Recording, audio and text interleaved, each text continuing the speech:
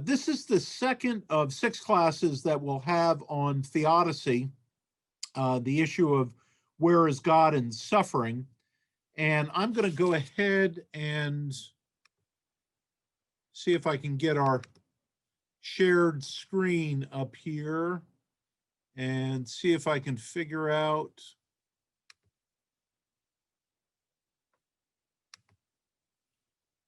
There we go.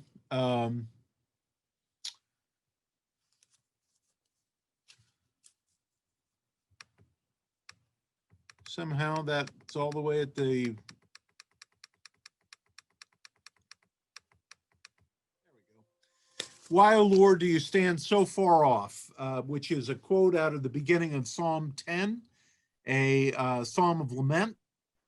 Where is God in the pandemic? This was a, this class came out of conversations of the Sunday school class last fall about pilgrimage through the pandemic. And I'm grateful for Susan and Mike Hassel, Susan, who's chair of the Adult Ed Committee, suggesting that we take this up because there were questions arising out of that former class that we wanted to go in deeper. Part of my desire was to introduce you to theologians around the church. And so last Sunday, our first class was taught by my friend Martha Moore Quiche, who's at Columbia Seminary. And she provided an overview with 4 theologians. The last was a contemporary African-American theologian named Cameron Carter. And the last slide that she left with us was Jesus's resurrection from the dead by the Spirit of God points to that form of life within and ultimately beyond the conditions of death. And I thought his slide was very helpful in bridging to what we wanted to talk about today. Where is Jesus for those with their backs against the wall? And that backs against the wall is the way that Howard Thurman in Jesus and the Disinherited talks about people who are suffering or who are a hard place. And while the focus of both Thurman and Cone is not toward the pandemic and the suffering of the pandemic, we have realized that communities of color and Native Americans have been disproportionately affected by the pandemic economically and in the ability to access medical care. And therefore, I thought, especially on Martin Luther King weekend, that it would be appropriate that we looked at some voices from African-American theologians who have taken on issues of suffering in their work. I confess that I only had a passing experience with Cone in his writing in seminary. And Thurman, I'm relatively late to coming to. Warner and I are in a group of pastors in the presbytery reading some of Thurman's work right now, and it's been very enriching. Most of you know, Warner is the former executive presbyter of the presbytery. He retired a number of years ago and has done some interim work since, but is a great friend of our congregation and a marvelous conversation partner today. Warner, anything you want to add before we jump into it? No, just grateful to be with you this morning. Looking forward to our conversation. And I would remind everyone that while all the other presenters are in the academy and are theologians, you just have today 2 common pastors trying to bear witness to God's grace. So go gently on us, if you would. All right. Let's go ahead and jump into this, and we'll start with Howard Thurman. Yes, Howard Thurman was an author, philosopher, theologian, professor, preacher, poet, and civil rights leader. He is regarded as being one of the prominent religious figures of mid-century America, 21st century America, and 20th century America, let me correct myself, and a leader in social justice movements. Thurman's theology of radical nonviolence for social change was influenced by his coming to know Mahatma Gandhi. Thus, he was able to serve as a spiritual advisor and mentor to many civil rights activists, Martin Luther King Jr. being the most prominent among them. Howard Thurman was born on November 18th, 1889 in Daytona Beach, Florida. He and his family resided in one of three predominantly African-American communities of Daytona Beach, the Waycross neighborhood. His father died from pneumonia when Howard was age 7. Howard's mother and grandmother were devout Christians and members of the Bethel Baptist Church of Waycross, where he found his own faith formation coming under the scrutiny of the community and there in Daytona Beach.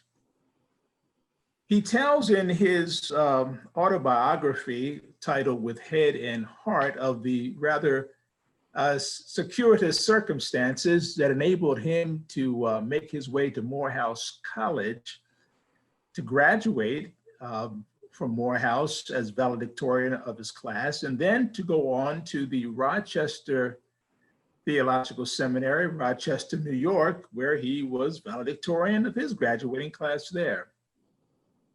He served a short pastorate in Oberlin, Ohio, before returning to Atlanta to become the chaplain and also professor at Spelman and Morehouse colleges.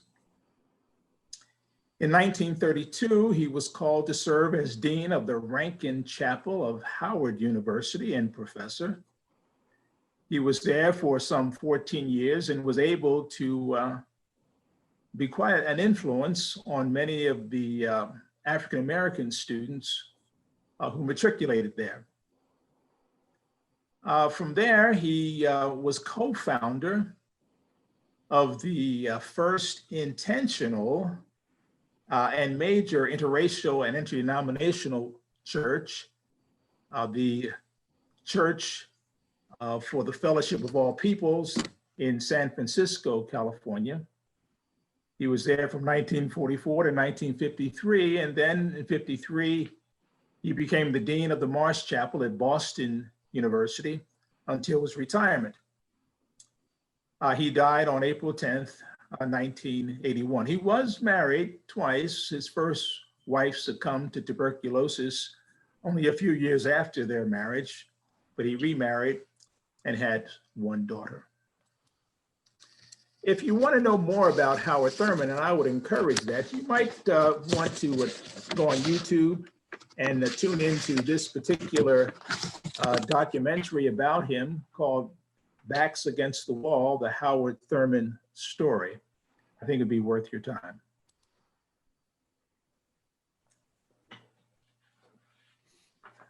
One of the interesting, go ahead. Go ahead. No, go ahead. No, you go ahead. In the book, Jesus and the Disinherited, he tells a story that I thought was interesting. You know what? I think I've jumped ahead. Warner, you go back. Yeah, sorry. Yeah, you did a little bit. That's okay. Stepped Yeah, on let your me say toes. I that, didn't mean to. Go ahead. No, it's okay. The most widely read of Howard Thurman's more than 20 publications is Jesus and the Disinherited. It was published in 1949. However, it was really an expansion on an essay that he penned in 1935 titled good news for the underprivileged. As an African-American theologian, Thurman looked to what he refers to as the religion of Jesus in framing his ethic for both personal and social transformation.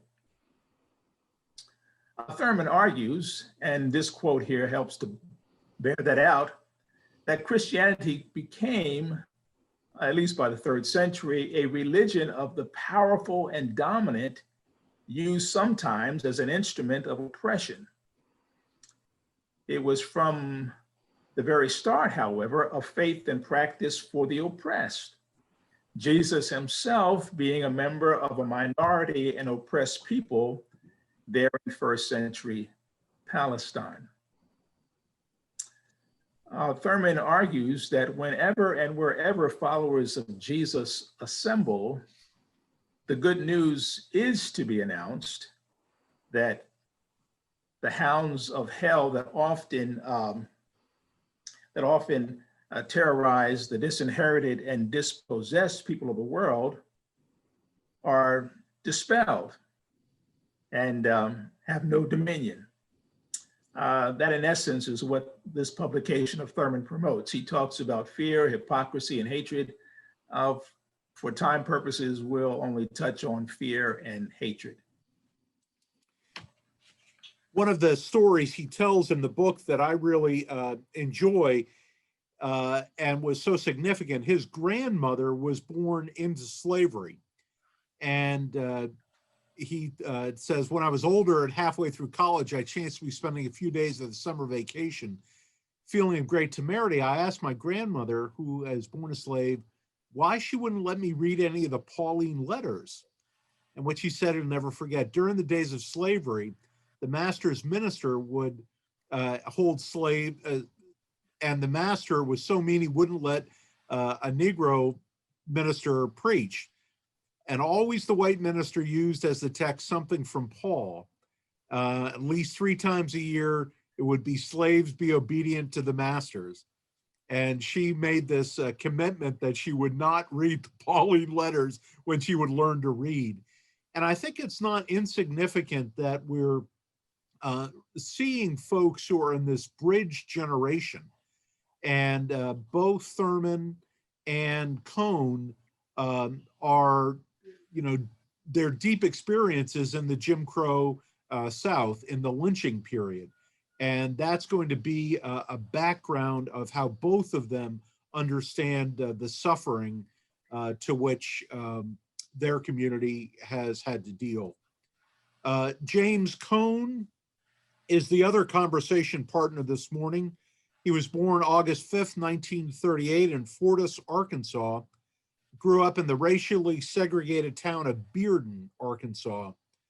He and his family attended Macedonia African Methodist Episcopal Church, the AME, one of the great denominations.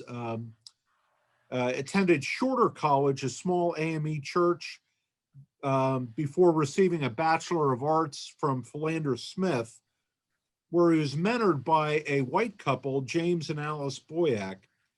In his memoir, said, I wasn't going to tell nobody, wrote that they were the first whites he met who respected his humanity. And although he had decided against parish ministry, their advice led him to obtain a Bachelor of Divinity degree at Garrett up in Chicago. And interestingly, that's where our own Keith Cole received his divinity degree as well. That was followed by a Master's of Arts and a Doctor of Philosophy from Northwestern. He taught at a number of different places. And then finally, in 1970, he was called to begin teaching at Union Seminary in New York City. And he was there for about 30 plus years.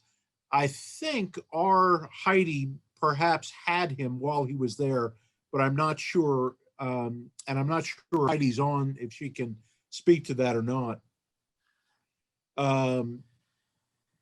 He became known as the father of Black liberation theology, had a significant experience there. He was married first in 58 and divorced in 77 with 2 sons and 2 daughters, remarried in 79 to Sandra Gibson, who died in 83. He died in April of 2018. And as I said, I was familiar with his writings from seminary, but I've never read this latest of his work, The Cross and the Lynching Tree, first published in 2011. He suggests the gospel of Jesus is not a rational concept to be explained in a theory of salvation, but a story about God's presence in Jesus' solidarity with the oppressed, which led to his death on the cross. What is redemptive is the faith that God snatches victory out of defeat, life out of death, and hope out of despair. That quote sort of reminded me a lot of the quote that Cameron used last week toward the end.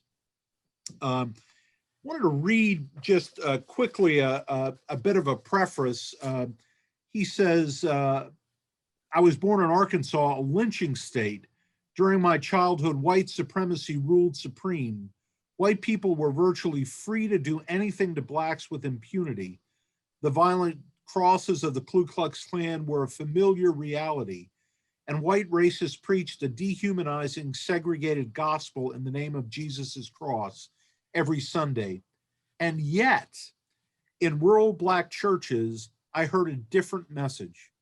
As preachers proclaimed the message of a suffering Jesus and a salvation accomplished in his death on the cross, I noticed how the passion and energy of the preacher increased whenever he talked about the cross, and the congregation responded. That equaled the intensity of the sermon oration. People shouted, clapped their hands, and stomped their feet, as if a powerful living reality of God's Spirit had transformed them from nobodies in white society to somebodies in the black church. The black religious experience, with all its tragedy and hope, was the reality in which I was born and raised. Its paradoxes and incongruities have shaped everything I have said and done. If I have anything to say to the Christian community in America and around the world, it is rooted in the tragic and hopeful reality that sustains and empowers Black people to resist the forces that seem designed to destroy every ounce of dignity in their souls and body. And again, in that era, the lynching tree joined the cross as the most emotionally charged symbols in the African American community, symbols that represented both death and the promise of redemption, judgment and the promise and the offer of mercy, suffering and the power of hope. So this book, and frankly, I would commend to everybody here studying these books. They're accessible to all of us and really wonderful, important reads. The lynching tree, so strikingly similar to the cross of Golgotha, should have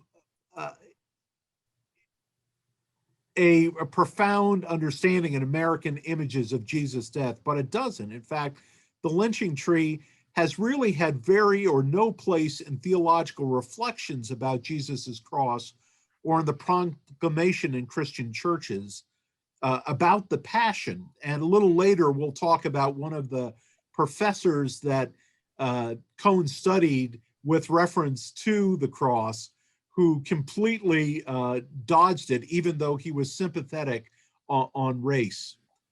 So this notion, the cross is a paradoxical religious symbol because it inverts the world's value system, that hope comes by way of defeat, that suffering and death do not have the last word, that the last will be first and the first last.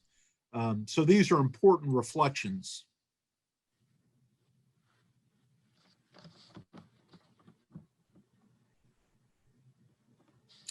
I want to go ahead. Yeah, I want to underscore that, you know, Cohn repeatedly makes the point in this publication that the cross of Christ, a symbol of hope for Christian faith and practice, was absconded by white advocates and perverted to terrorize Black citizens. And these same white supremacists often use lynching as a means of execution and mob rule sanctioned by the powers that be. The aim was to strike fear in the hearts of African Americans and keep them subjugated.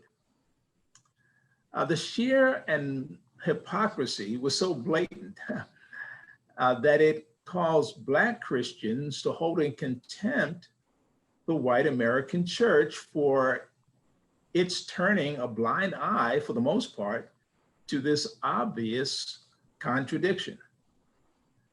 The cross cannot be, at the same time, the chief symbol for the love of God and a chief symbol for the hate of man, he goes on to say. African-American Christians, in spite of it all, as Guy just cited, held on to the cross,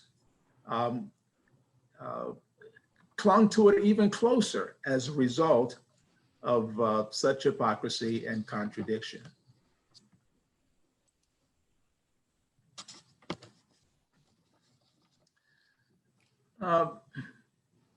In Thurman's writings on Jesus and the Disinherited, he reminds us that there are people who constantly have their backs against the wall, and he largely was bearing in mind the community of which he was a part and the time in which he lived, an African American during the Jim Crow era. And so he asked the question, what does our religion, the religion of Jesus, have to say to us when addressing these issues? And is there, in essence, is there a word of the Lord for us in the wake of all these things? The solution which Jesus found for himself and for Israel as they faced the hostility of the Greco-Roman world became that word, and also the work of redemption for all the cast down people in every generation and in every age.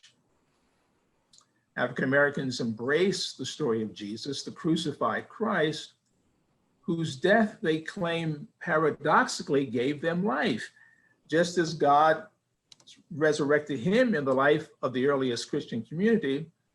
So it underscored, for African Americans that really in Jesus is life in spite of all that there is.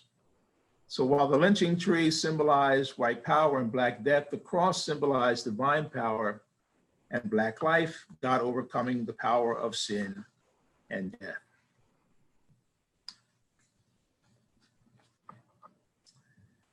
Fear was one of the persistent hounds of hell that Thurman talks about, that dogged the footsteps of the poor and the dispossessed, the disinherited. For when the power and the tools of violence are on one side, and the fact that there is no available and recognized protection from violence, it makes the resulting fear deeply terrifying. I mean, African Americans in many communities had no recourse in the courts, could not look to law enforcement for their protection because members of the court and also law enforcement were among those groups that sought to oppress them and keep them subjugated.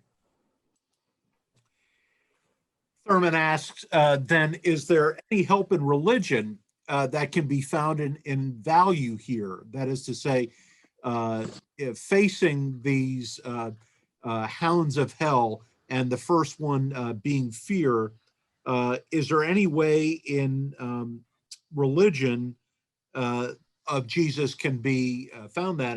And part of his answer is that this notion of being a child of God, that our foundational reality is not our skin color or our economic situation or anything, that who we are as God's beloved children becomes such a powerful resistance for these different hounds that persist us.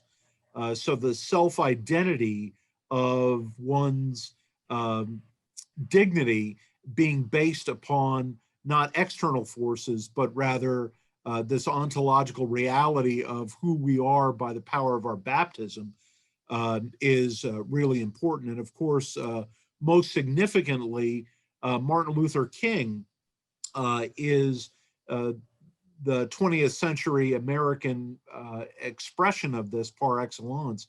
Although I think certainly John Lewis and his reminder of, they called us everything but a child of God, underscores as well the dignity that comes from this reality. Putting King alongside Thurman and Cone, he's sort of in between. What's really interesting is his father, Daddy King, was a Morehouse classmate with Howard Thurman. So Thurman, who was born in the late 1800s, is of King's father's generation, but Cone comes along about 10 years after King. Similarly, where Thurman and Cone were in pockets of Black communities in smaller cities, although Daytona Beach wasn't that small. King was in Atlanta, where Sweet Auburn Avenue was, where there was a very prominent and healthy Black community. And of course, his father was pastor of Ebenezer Church, the center of that community. So from a very early age, he had a deep sense of call on his life. Cone says in the Cross and Lynching Tree, as the most visible leader in the American civil rights movement, he was constantly bombarded with death threats, and several attempts were made on his life in the early weeks of the Montgomery bus boycott. He was nearly overwhelmed with fear, this sense again of what Thurman talks about, fear being one of the hounds of hell that dogs the disinherited.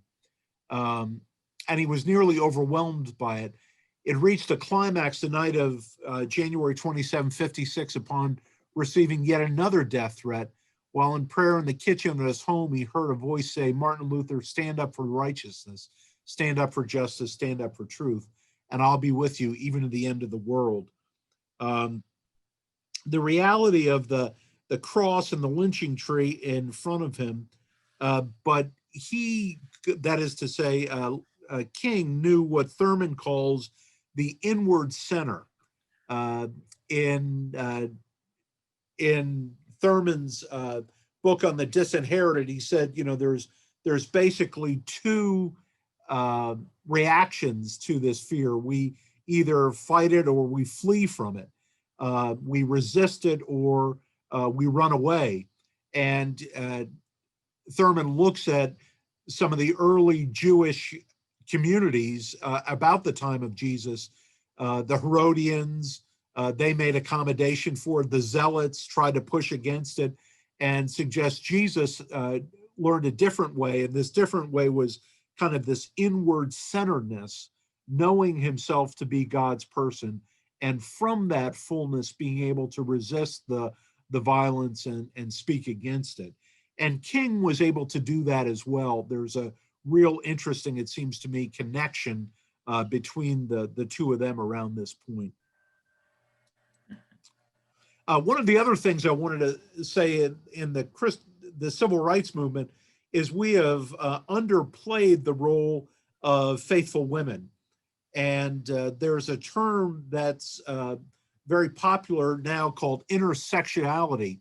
And it's often that someone's oppressed not only because of race, but also because of gender, perhaps also because of sexuality. It's not just one, they're multiple within one person.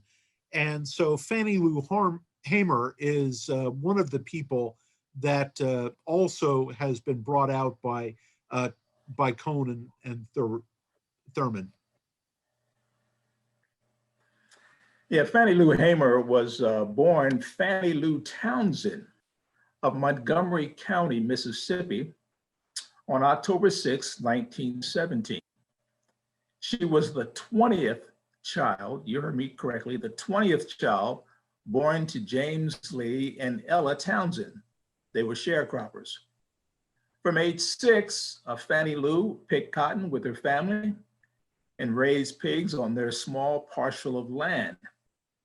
When she was a young girl, she and her family experienced an act of overt racism when a white farmer neighbor poisoned their herd of pigs out of jealousy and spite, and there was no legal recourse.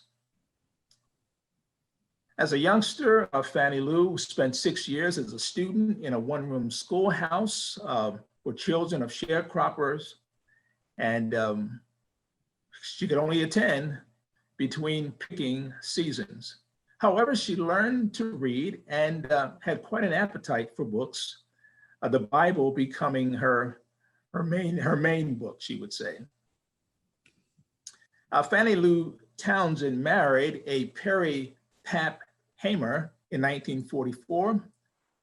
The two longed to have children of their own, but she received a hysterectomy without her consent by a white physician while she was undergoing a surgery to remove a uterine tumor.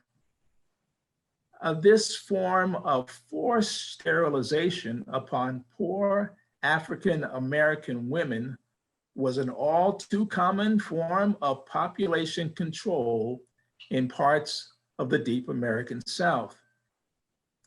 She and her husband eventually adopted 2 children. In 1962, Fannie Lou became involved in the Civil Rights Movement. She became co-founder of the Freedom Democratic Party in Mississippi. She also helped to organize Freedom Summer, along with the Student Nonviolent Coordinating Council in her home state. She was harassed, she was shot at, she was arrested and severely beaten by racists, including local police, simply for trying to register to vote in order that she might exercise her right to vote. But this only motivated her and encouraged her to register thousands of Mississippians to vote. In 1962, she's remembered for being present at the Democratic National Convention, where she sought to be seated. She actually ran in that year for the US Senate seat in her state, unsuccessfully, however. She remained an activist for women's rights up until the time of her death. She was heavily involved in the recruiting, training, and supporting of female candidates of all races for governmental office in Mississippi and beyond.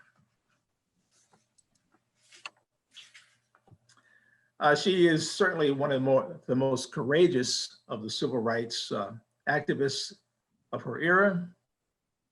And there's a book that's published about her that if you have the opportunity to grab hold of it and read it, it's quite a compelling story. I like this quote where she's, if you go back to, one more. I like this quote. She said, "I guess if I had a little sense, I've been a little scared. But the only thing they could do to me was kill me. And it seemed like they've been trying to do that a little bit at a time ever since I could remember."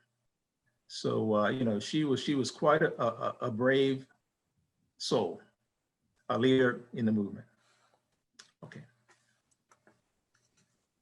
So beyond fear, Thurman says hate is another of the hounds of hell that dog the footsteps of the disinherited in season and out of season.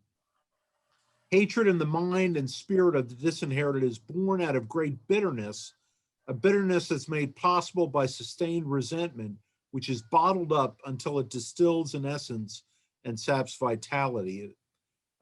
If there is any help to be found in the religion of Jesus, what can be the value here? And so looking to Jesus as he responds to the hatred that's around him becomes an important part of Thurman's work. Again, one of the important voices during this period is Reinhold Niebuhr. You see his dates there. He's born in Wright City, Missouri, to German immigrant parents. His father was a pastor of a German evangelical church, which later became part of the Methodist congregation. It's an amazing family. His brother was also a distinguished theologian. His sister became a professor of theology as well. But what was significant about Niebuhr is early in his ministry, he was in Detroit. And during much of the 20s, when there was a great deal of labor unrest, and that formed his understanding of theology significantly. His most significant book is Moral Man and the Immoral Society. And it was through this that Cone begins to develop a deeper theology of the cross. One of the things, he was a longtime professor at Union. I can't quite remember if he and Cone overlapped, but certainly Cone was grateful to have kind of inherited the mantle from Niebuhr. He called racial hatred the most vicious of all human vices, the dark and terrible abyss of evil in the soul of man, the most persistent of all collective evils, the greatest social evil in our nation. Niebuhr was perhaps the most well-known theologian in the 20th century America, tremendous influence, still read today. But what's interesting about Cone is all of Niebuhr's writing, he sort of missed about the cross. He missed the connection with the lynching tree. He writes, where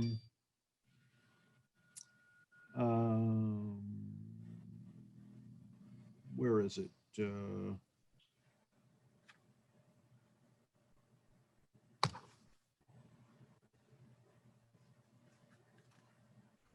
There it is.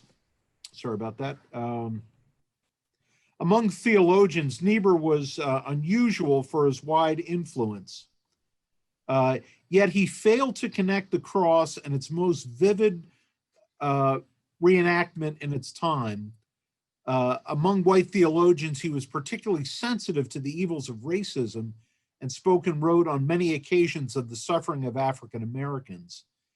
And yet he suggests his inability to empathize completely was one of the reasons that this kind of broke apart. One of the other things that influenced Cone so significantly was when he was a young student at Shorter, the death of Emmett Till was such a profound, what he suggests, the match that really launched the civil rights movement. He writes, John Lewis, who was 15 at the time, reacted like many black teenagers. I was shaken to my core, he recalled at the memoir. He could have been me. That could have been me, beaten, tortured, dead at the bottom of a river. The Till lynching shook me up too. I was 17, beginning my second year at Shorter College in North Little Rock, where I was the daily news reporter. Like Lewis, I remember saying to myself, Emmett Till could have been me. My older brothers felt the same way, as did most young males we knew.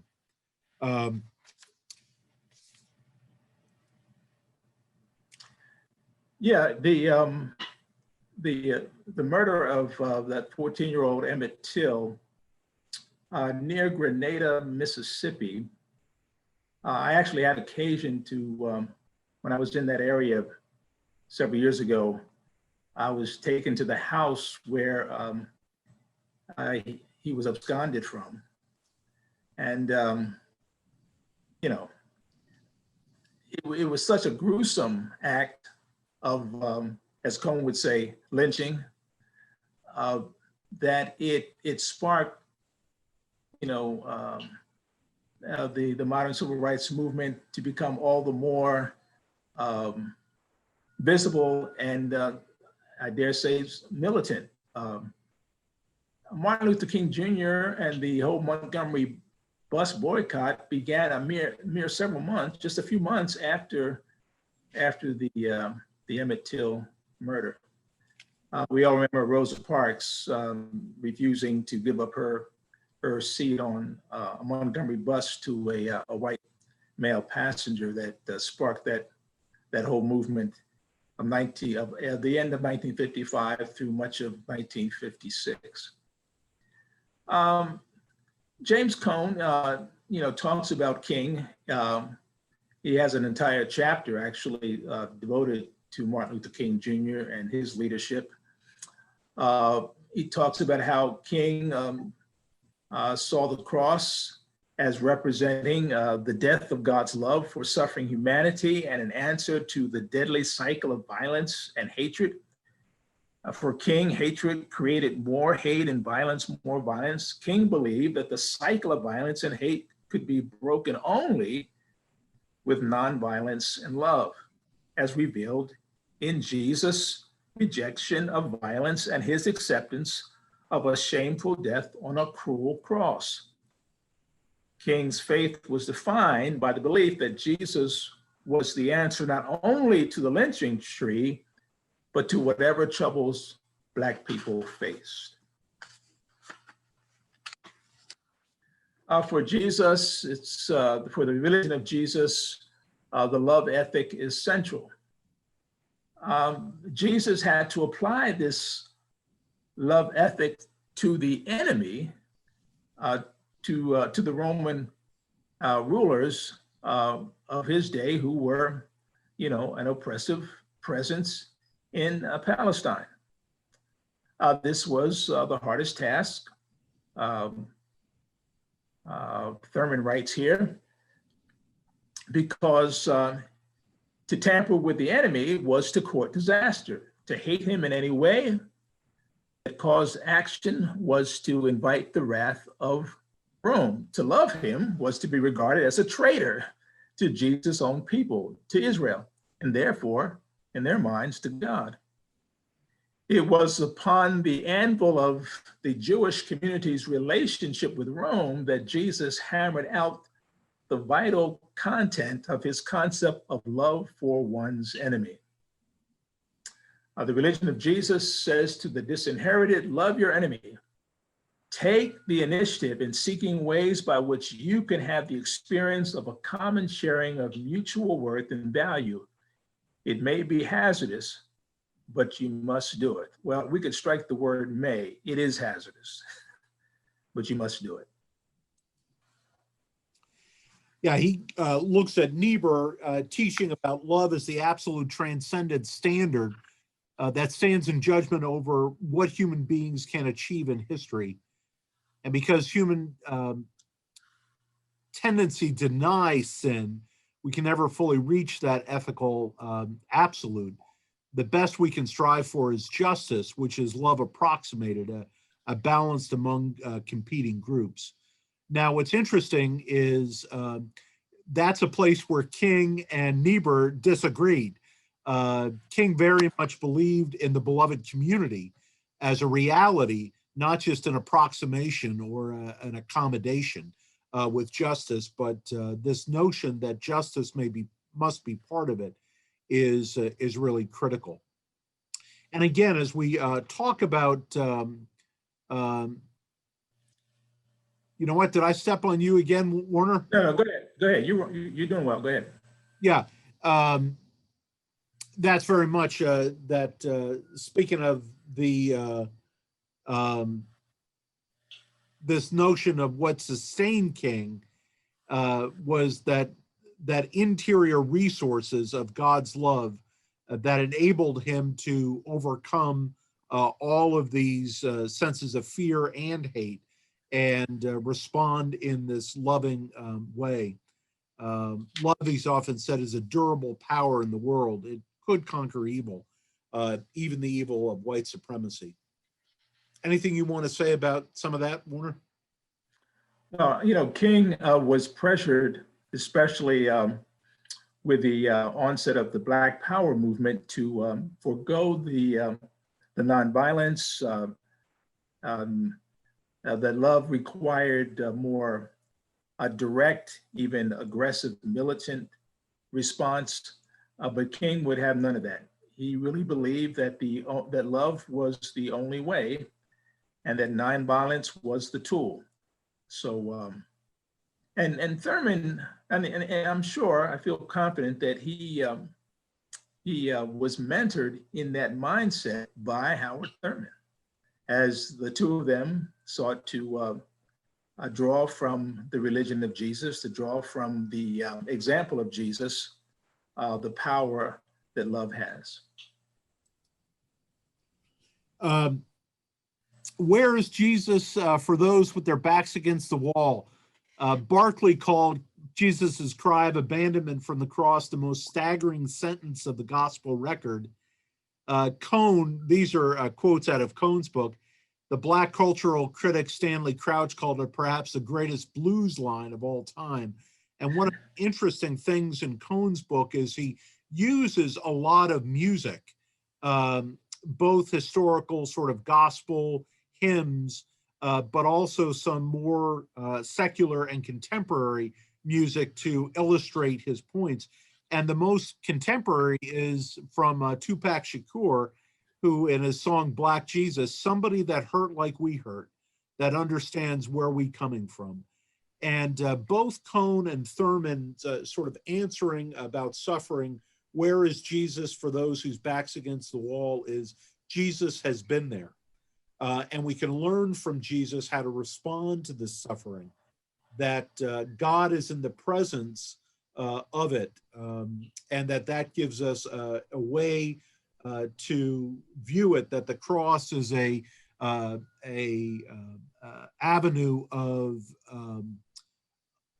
of witness to suffering. The reality of it is in the world, and in a sense, this is going to be something that next week Tom Curry is going to pick up.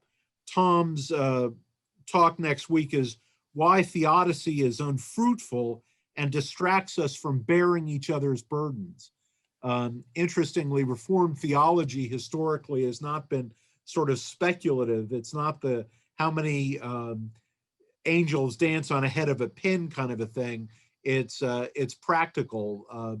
What does this mean? And so in the mystery of suffering, the cross has stood as a avenue of understanding that the crucified one is with us in the midst of suffering, and therefore gives us hope in the midst of that. Any last word before we go back to everybody, Warner, for you? No. Thank you. Any questions or conversation that anyone wants to raise?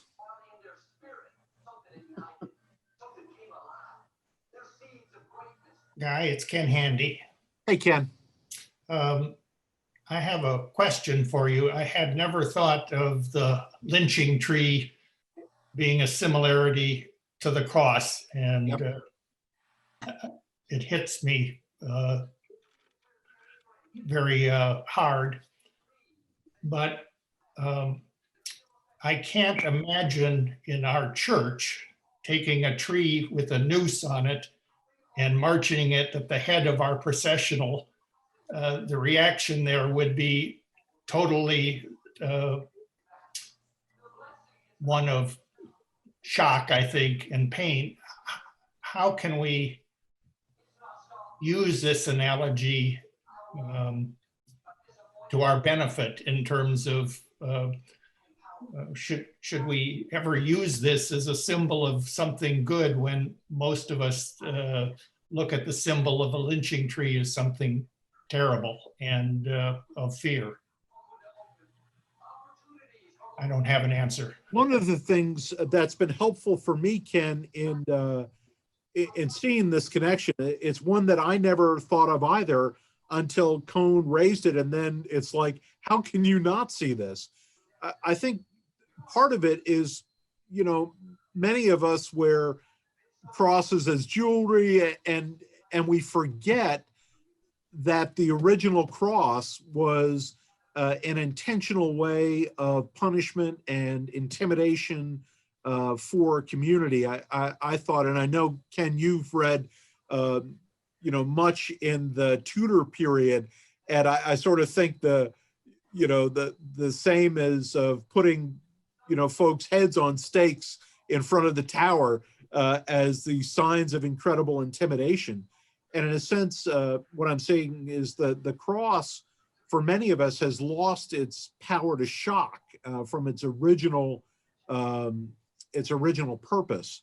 And so it's important for us to find ways to reconfront what that means. Like you, I doubt that we'll, you know, have a lynching tree leading the procession. And yet there's something about when we sing "Lift High the Cross," that there is this sense of victory. It's also, you know, that's why Thurman talks about it, or Cone talks about it, as a paradoxical symbol. That on the one, it's the symbol of shame and degradation. On the other hand, it is a symbol of triumph, and that's because of the resurrection. So we need to be able to hold those in tension. Warner, do you want to add anything? Yeah, well, Cone, I don't, having read his book twice, I don't believe he ever advocates for any such notion. However, he wants to point out, I think, and does successfully, that the cross was such a horrific means of execution that God turned, transformed, and made it into, for us, because of Jesus, you know, a symbol of our hope, a symbol of life beyond this life even. And so in the eyes of many African Americans, when they saw death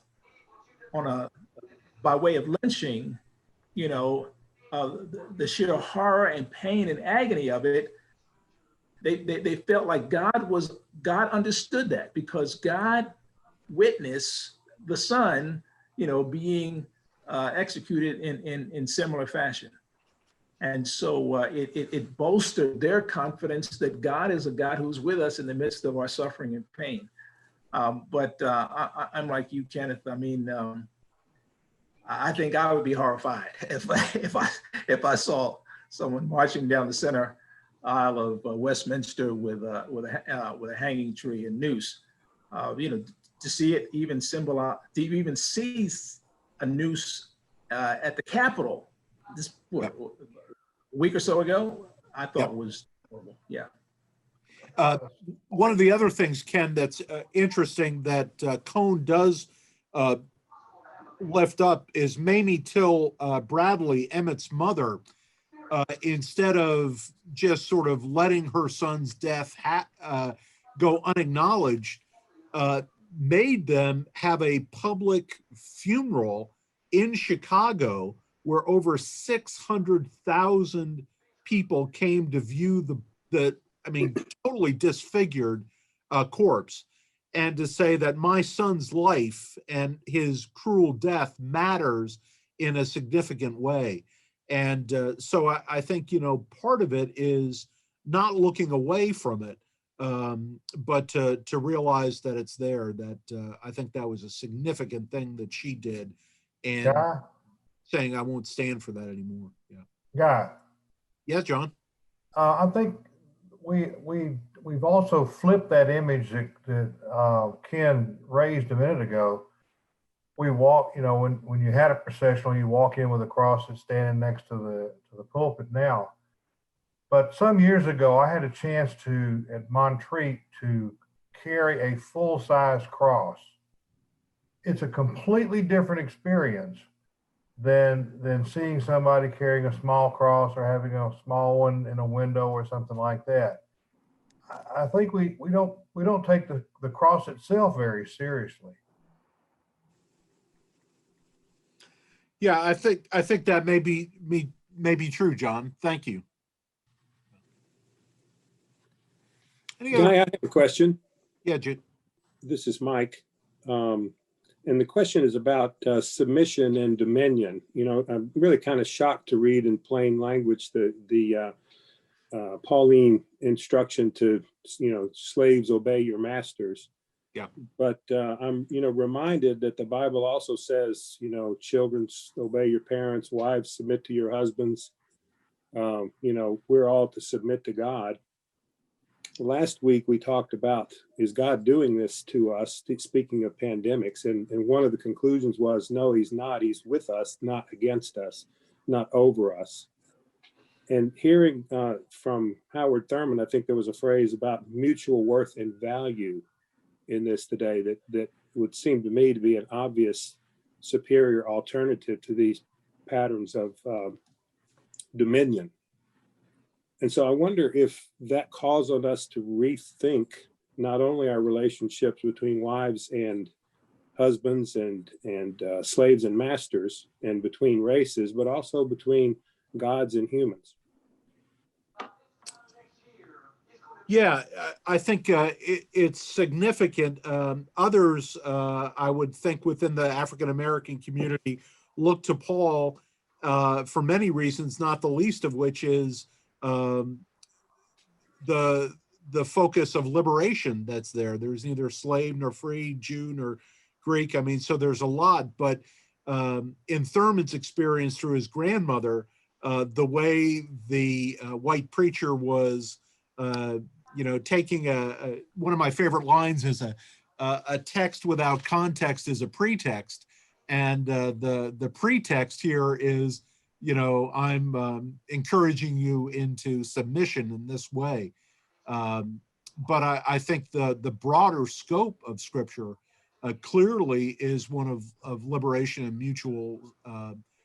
mutuality amongst folks. So I couldn't agree with you anymore. Warner, anything you want to add? No. Yeah. Susan Hassel reminds us that on Good Friday, we actually have a full-size cross that's carried up the aisle and is set down with a loud thud. It's a reminder of the reality of the cross, and any of us who have been at that service, you can almost feel the reverberation through the floor. It's truly one of the most remarkable services that we have. And the bringing of that cross in is really significant. Thank you, Susan, for reminding that. And then Bob Sewell has written here, it seems that historically white church has not addressed hate. It seems that hate continues today.